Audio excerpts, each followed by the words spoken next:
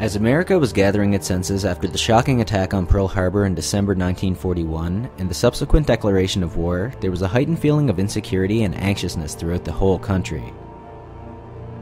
The skies were being watched like never before as a giant UFO was spotted moving through California, alerting the military and civilian watchers as well.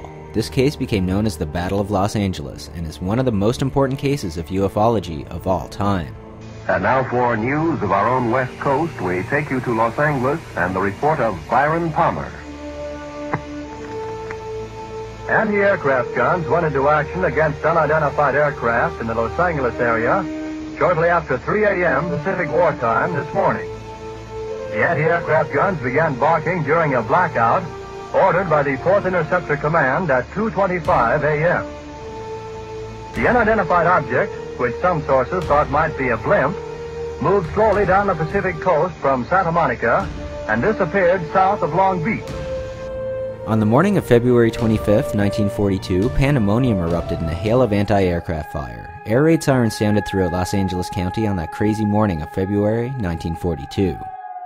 At 3:16 a.m., the 37th Coast Artillery Brigade began firing 50 caliber machine guns and 12.8-pound anti-aircraft shells into the air at an unidentified object hovering in the sky.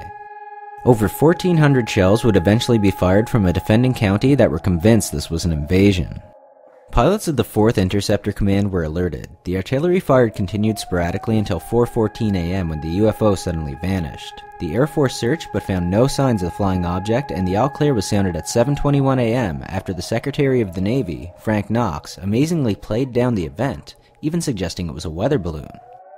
None of the shells hit the UFO. In one picture of the event it shows there was a type of defense shield where the bullets and shells simply hit with no damage being done.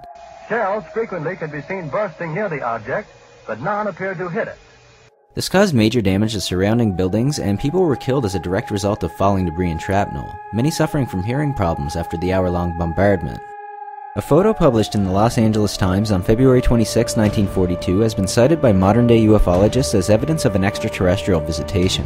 They assert that the photo clearly shows searchlights focused on an alien spaceship and explosions that were from anti-aircraft guns exploding to no avail. The first news of the attack led to the dispatch of pursuit planes to the area, and subsequently 3 bombers joined the attempt to destroy the raider, but without success. According to newspaper reports, eyewitnesses described the sight of the UFO like a surreal hanging magic lantern. One air raid warden describes the event. They sent fighter planes up and I watched them in groups approach it and then turn away. They were shooting at it, but it didn't seem to matter. It was like the 4th of July, but much louder. They were firing like crazy, but they couldn't touch it.